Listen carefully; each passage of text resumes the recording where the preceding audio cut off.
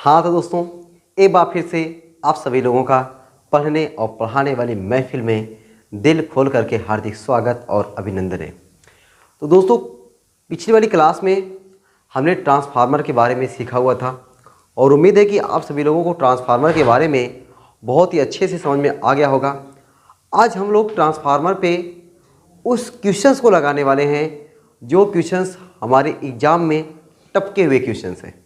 Transformer से ये भी क्वेश्चंस, जितने मैंने क्वेश्चंस लिखा हुआ है, चाहे वो क्वेश्चंस आसान हो चाहे वो क्वेश्चंस टफ हो, मैंने सब क्वेश्चंस लिखा हुआ है। 4 ही क्वेश्चंस आप तक ट्रांसफार्मर से रिलेटेड आए हुए हैं और उन चारों क्वेश्चंस को मैंने आपके सामने लिखा हुआ है। देख रहे हैं ना, प्यार से देख लो इनको बढ़िया से, अभी आपको लगाना है, ठीक है। तो आज की क्लास में हम सभी लोग इन चारों क्वेश्चनों को लगाने वाले हैं। तो भाई काफ़ी पेन निकालिए और कोशिश करिए कि जो न्यूमेरिकल लगाया जा रहा है वह न्यूमेरिकल सब आपकी एक जगह पर हो, ताकि आप थ्योरी के साथ साथ ना रिवीजन का भी नहीं, न्यूमेरिकल का भी रिवीजन बढ़िया तरीके से करते रहें, ठीक है। आप जितना थ्योरी की इज्जत करते हो ना, उतना न्यूमेरिकल की भी इज्जत करना, बल्कि ज़्यादा। अगर थ्योरी से ज़्यादा न्यूमेरिकल की इज्जत करने लगे आप लोग तो समझ जाओ फिजिक्स में आपको डर लगने ही वाला नहीं है। लेकिन आप लोग गलती करते हो, थ्योरी की तो बहुत इज्जत करते हो लेकिन न्यूमेरिकल की इज्जत नहीं देते, और वही न्यूमेरिकल की जब इज्जत नहीं देते हो ना तो वही आपको बेइज्जत कर देता है, ठीक है।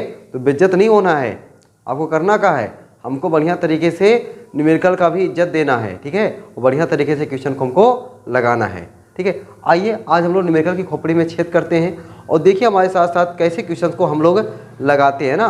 बहुत ही आसान क्वेश्चन है, बहुत शानदार है, ज़बरदस्त है। तो भाई ट्रांसफार्मर का ये पहला क्वेश्चन मैं नीचे से लगाता हूँ क्वेश्चन, ठीक है, ताकि हमारी जगह जो है भी हमें मिलती रहे अच्छे से। लिखा हुआ कि एक ऊंचाई ट्रांसफार्मर, ऊंचाई ट्रांसफार्मर क्या होता है भाई? एक ट्रांसफार्मर क्या होता है?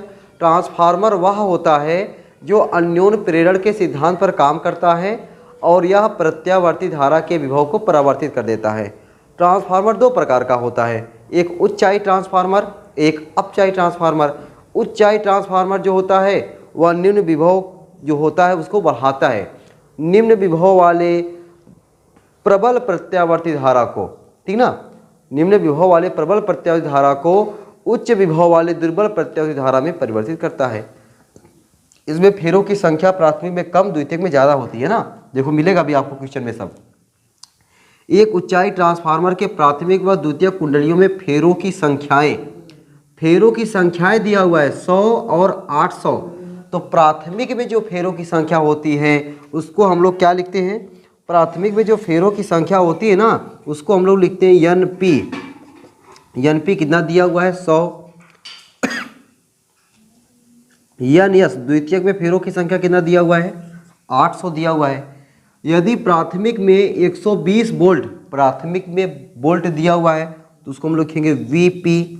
वीपी बराबर 120 वोल्ट का विभवांतर लगाया जाए तो परिणमन अनुपात, ट्रांसफॉर्मेशन रेशियो पूछा हुआ है। परिणमन अनुपात का सिंबल होता है स्मॉल आर पूछ रहा है। और द्वितीयक में, किसमें? द्वितीयक में क्या पूछ रहा है? उत्पन्न वोल्टता। द्वितीयक में जो वोल्टता होगा उसको हम लिखेंगे वीएस हमसे पूछ रहा है, ठीक है। तो कितना चीज़ अगर आप तो लिख ले रहे हो, अगर इतना चीज़ आप लिख ले रहे हो ना तो समझो आप न्यूमेरिकल लगभग 25-30% लगा ले गए। सोचो इतने में आप 25-30% लगा ले गए, बस इसके बाद फार्मूला याद रहे, फार्मूला रखो बस, और करना क्या है।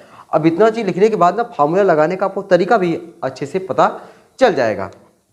तो जो हमारा यहाँ पे फार्मूला है वह फार्मूला हमारा क्या है भाई?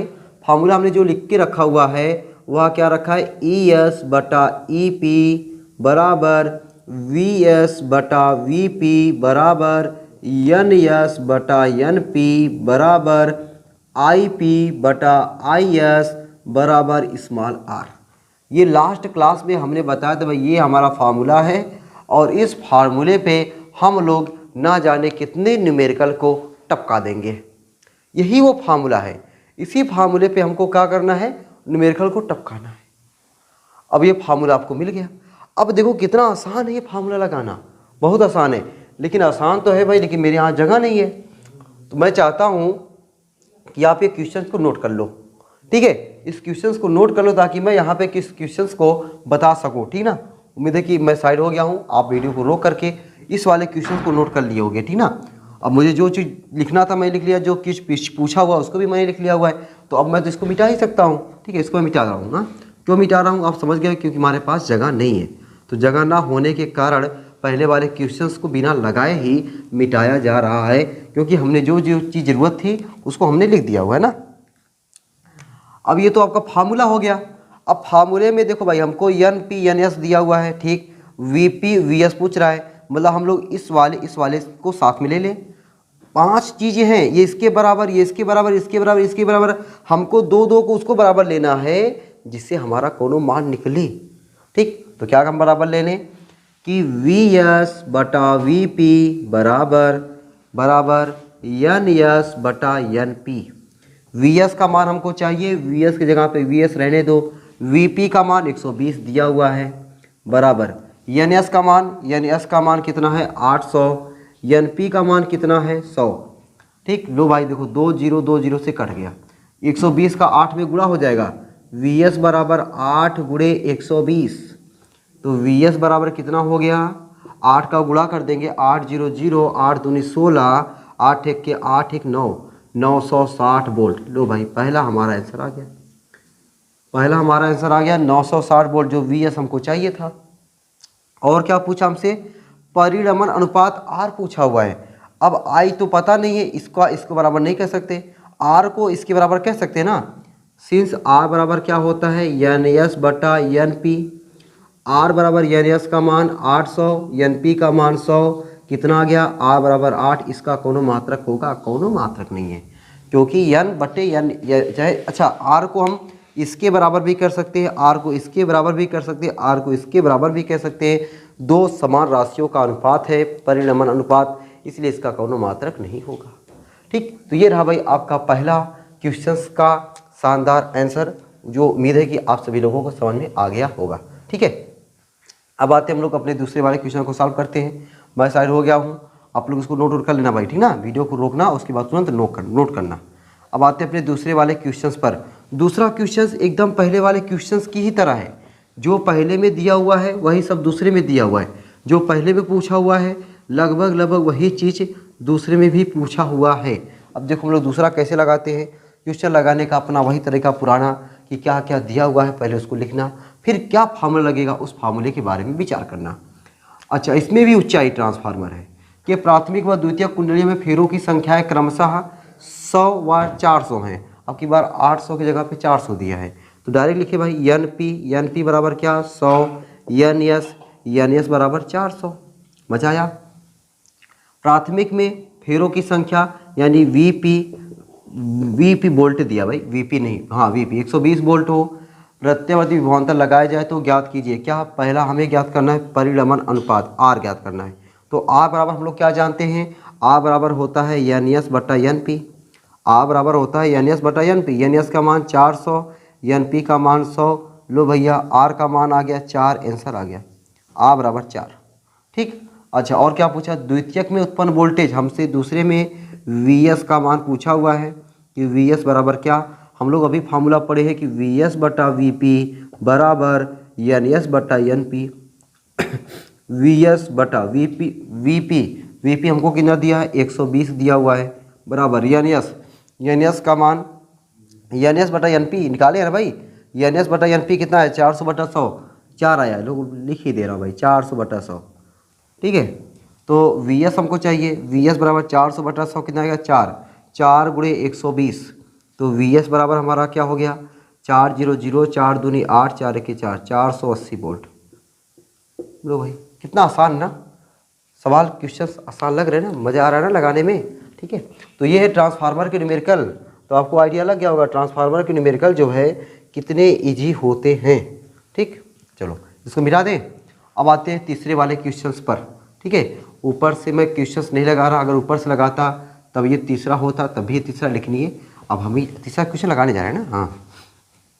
तीसरा क्वेश्चन देखो भाई, हमें क्वेश्चन में क्या क्या दिया हुआ पहले उसको लिखते हैं, फिर क्या क्या चीज़ पूछा हुआ है ना उस पर हम लोग क्वेश्चन मार्क लगाते हैं। अब क्वेश्चन मार्क लगाओगे उसके बाद फार्मूला चेक करना है कि हमारा कौन सा फार्मूला यहाँ पे छपने वाला है, ठीक ना। चलो लगाएं। दिया है 220 वोल्ट, क्या दिया हमको 220 वोल्ट आपूर्ति से 220 वोल्ट आपूर्ति से किसी आदर्श ट्रांसफार्मर कोनो ट्रांसफार्मर होता नहीं है, लेकिन मान लिया जाता है कौन से ट्रांसफार्मर को, जिसकी निवेशी शक्ति और निर्गत शक्ति दोनों आपस में क्या हो, बराबर हो, जिसकी दक्षता 100% हो, वह ट्रांसफार्मर आदर्श ट्रांसफार्मर कहलाता है ना। कि प्राथमिक कुंडली द्वारा उस समय कितनी धारा ली जाती है, जब यह 110 वोल्ट 500 वाट के किसी रेफ्रिजरेटर को शक्ति प्रदान करता है। चलो भाई, तो पहले क्या क्या दिया उसको लिख लेते हैं। 220 वोल्ट आपूर्ति से, मतलब ये हमको Vp दिया हुआ है, Vp बराबर 220 वोल्ट, और क्या दिया है, आपूर्ति से किसी आदर्श ट्रांसफार्मर की प्राथमिक कुंडली द्वारा उस समय कितनी धारा ली जाती है। हमसे Ip पूछ रहा है, उस समय कितनी धारा ली जा रही है, जब उसका विभवांतर यानी Vs जो है 110 हो जाए, Vs कितना हो जाए, 110 वोल्ट हो जाए, और ये Ps दिया हुआ है, और उसका जो है 550 वाट Ps हमको दिया हुआ है। ठीक है, इतना चीज़ दिया हुआ है। तो भाई यहाँ पे जिक्र किया हुआ है आदर्श ट्रांसफार्मर का। तो हम लोग जानते हैं आदर्श ट्रांसफार्मर के लिए, आदर्श ट्रांसफार्मर के लिए, तो जो आदर्श ट्रांसफार्मर होता है, आदर्श ट्रांसफार्मर के लिए P इन लिख देना, P इनपुट बराबर होगा P आउटपुट के, या तो फिर ऐसे समझो P यानी निवेशी शक्ति बराबर निर्गत शक्ति, यही ना, निवेशी शक्ति बराबर निर्गत शक्ति, ऐसे लिख दें। या P इन बराबर P आउट। अगर दिक्कत लग रहा है हम लोग क्या लिख दें, आदर्श ट्रांसफार्मर के लिए निवेशी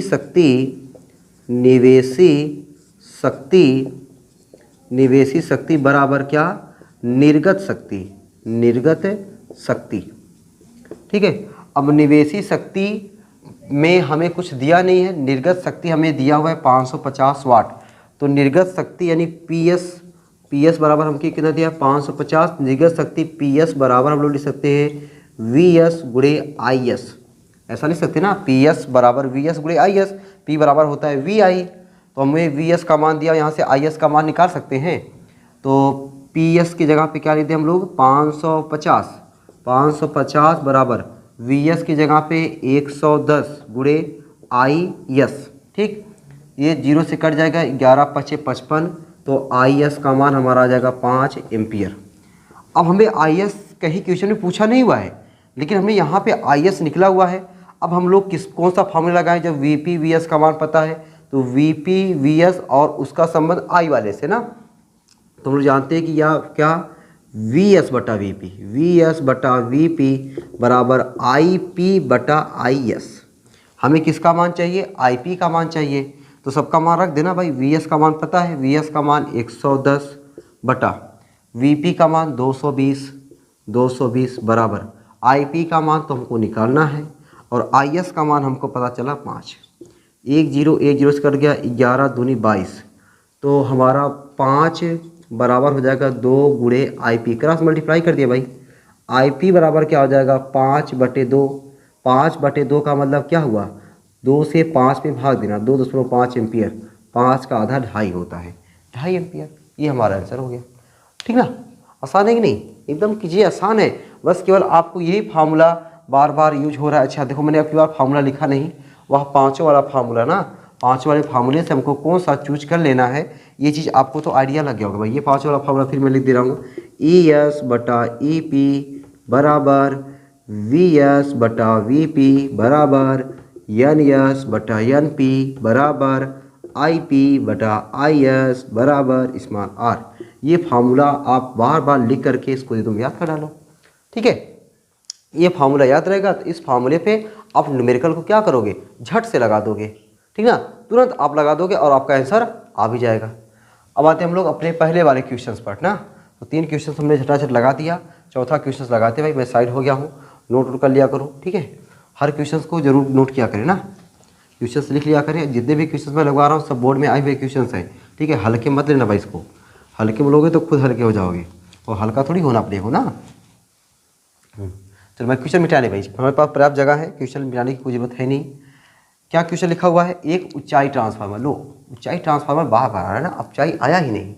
तो एक ऊंचाई ट्रांसफार्मर में प्राथमिक तथा द्वितीयक कुंडलियों में फेरों की संख्याओं का अनुपात, तो अब ये हमारा जो एक है एन पी हो गया और 200 जो है एन एस हो गया। तो हमको क्या दिया हुआ है, एन एस बटा, नहीं हमको एन एस बटा नहीं दिया है, हमको एन पी बटा एन एस दिया है ना, प्राथमिक तथा द्वितीयक कुंडली में फेरों की संख्याओं का अनुपात हमको दिया है एन पी बटा एन एस बराबर 1/200 यानी 1/200।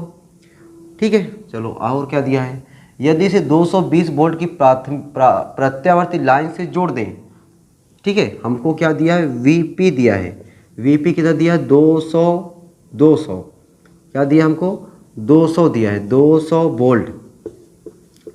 200 वोल्ट की प्रत्यावर्ती लाइन से जोड़ दें तो द्वितीयक में प्राप्त वोल्टेज ज्ञात कीजिए। द्वितीयक में कितना वोल्टेज होगा, यानी वीएस का मनवा का होगा, वो हमसे पूछ रहा है।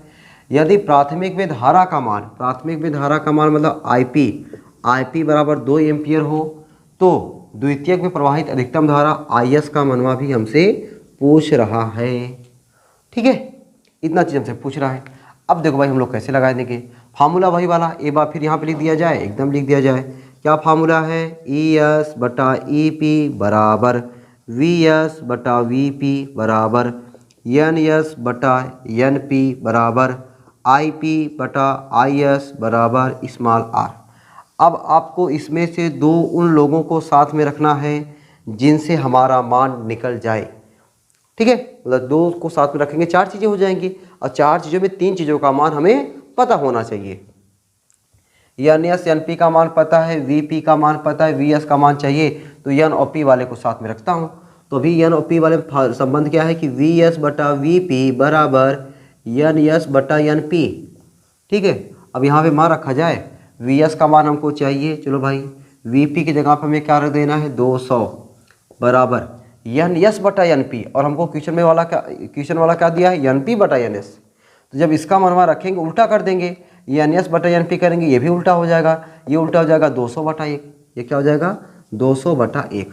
क्रॉस मल्टीप्लाई करेंगे तो वी एस बराबर हो जाएगा 200 गुणे 200, और 200 में 200 का गुणा कर देंगे, 2 दूना 4 लिख करके 4 0 इतना वोल्ट। ठीक है, ये हमारा पहला क्वेश्चन तो आ गया। और क्या पूछा हमसे, आई एस पूछा हुआ है ना। अब हम लोग आई एस निकालने के लिए चाहे हम लोग वी एस वाला साथ में रख के आई एस निकालें, चाहे एन एस वाला साथ में रख के आई एस निकालें, किसी भी तरीके से हम लोग आई एस का मान निकाल सकते हैं। लो भाई मैं एन वाले को ही साथ में रखता हूँ, एन एस बटा एन पी बराबर आई पी बटा आई एस। अब इसको साथ रख दिया हमने, एन एस बटा एन पी का मान 200 बटा 1, 200 बटा 1 बराबर आई पी का मान हमको दिया हुआ है 2, आई एस का मान हमसे पूछ रहा है, 2 से काट देंगे आ जाएगा 100। तो हम पलट दें इसको, ठीक है, इसको पलटेंगे तो हो जाएगा ये क्या हो जाएगा 1/100, इसको पलटेंगे आई एस बटा 1 यानी आई एस रहेगा। तो आई एस बराबर 1/100, 1/100 का मतलब होता है 0.01 एम्पियर। आई एस का मतलब क्या होता है 0.01 एम्पियर। इस तरीके से हमने ट्रांसफार्मर के जितने भी क्वेश्चंस एग्जाम में आए हुए थे उन सारे क्वेश्चनों को यहाँ पे लगाया। ठीक है, तो आज की क्लास रखते हैं यहीं पर। ये हमारा प्रत्येक धारा जो चैप्टर है ना, ये पूरी तरीके से ख़त्म हो गया है। ठीक है, प्रत्येक धारा चैप्टर जो है हमारा क्या हो गया है, पूरी तरीके से ख़त्म हो गया है। लेकिन अभी जो है इसके एक एक नंबर के क्वेश्चंस का जो है वीडियो बनाएंगे भाई, और वीडियो देखो कब बनेगी, लेकिन बनेगी ज़रूर। ठीक है, और अब हम लोग सोच रहे हैं कि इसके बाद एक विद्युत चुम्बकीय तरंग है, विद्युत चुम्बकीय तरंग को अभी रखते हैं, क्योंकि इसमें काफ़ी चीज़ें कट गई है। ठीक ना, उसमें केवल एक वीडियो बना देंगे, जो चीज़ें उसमें पढ़ना है हमको उस चीज़ों को एक वीडियो बना देंगे तो हमारा हो जाएगा, उसको हम लोग लास्ट में पढ़ लेंगे। ठीक है, अब अगली जो वीडियो हम लोग पढ़ेंगे उसमें जो आपको क्लास मिलेगी उसमें हम लोग अपना सेकंड बुक यानी खंड खा वाला, ठीक ना, पार्ट 2, अब पार्ट 2 आने वाली है। ठीक है, तो पार्ट 2 में हम लोग जो है प्रकाशिकी के बारे में पढ़ेंगे। ठीक है, तो अब ये हमारा पार्ट 1 लगभग ख़त्म हो गया है। इसमें हम जो है एक विद्युत चुम्बकीय तरंग छोड़े हुए हैं और एक है पृथ्वी का चुंबकत्व तथा चुंबकीय पदार्थ। ये 2 चैप्टर हमारे जो है बचे हुए, उसमें भी जो बताया हमने पृथ्वी का चुंबकत्व और भूचुंबकीय पदार्थ, वो भी लगभग काफ़ी चीज़ में कटी हुई है, उसको कुछ बताना है। और आपको ये विद्युत चुम्बकीय तरंग, ये दोनों को मिलाकर के 2 वीडियो बना देंगे तो दोनों वीडियो से आपका काम हो जाएगा। उसमें लगभग एक आध नंबर उसमें भी, एक आध नंबर इसमें भी पूछ लिए जाते हैं, ठीक ना। तो आपका 2 नंबर 3 नंबर ना छूटे, उसके लिए हम फोकस करेंगे ताकि वो चीज़ आपका हो जाए। बाकी हम लोग अगली वीडियो से हम लोग क्या शुरू करेंगे, प्रकाश की शुरू करेंगे, और प्रकाश की को जोरदार तरीके से पढ़ते हैं। और इस प्रत्यय धारा के चैप्टर को भाई हमने काफ़ी वीडियो बनाई है ना, तो अगर अब मैं वीडियो की बात करूं तो मुझे लगता है कि कम से कम 20 वीडियो हो गई होगी, कम से कम 20 वीडियो लगभग जहाँ तक मुझे याद आ रहा है, ठीक है। 3 वीडियो इधर की, 6 3 9, हाँ लगभग 18-19 वीडियो है। तो इस तरीके से 18-19 वीडियो का आनंद लीजिए, बढ़िया तरीके से पढ़िए, ताकि आपको प्रत्यावर्ती धारा से जो भी चीज़ें आएँ आप उसको छोड़ो ना, ठीक ना। आपको ईजी अब लगना चाहिए यार, इतना डिटेल से पढ़ाया हूँ मैं कि आपको चीज़ें ईजी लगनी चाहिए। अब ईजी तभी नहीं लगेगी जब आप ना पढ़ो, ठीक है। तो उम्मीद करता हूँ कि आप लोग ऐसे ही पढ़िए, हंसिए, मस्त रहिए, पढ़ाई लिखाई को शानदार ज़बरदस्त तरीके से करते रहिए। फिर मिलते हैं आपको अगली वीडियो में ऐसे शानदार जानदार टॉपिक के साथ। तब तक चलते हैं भाई, सबको बाय बाय।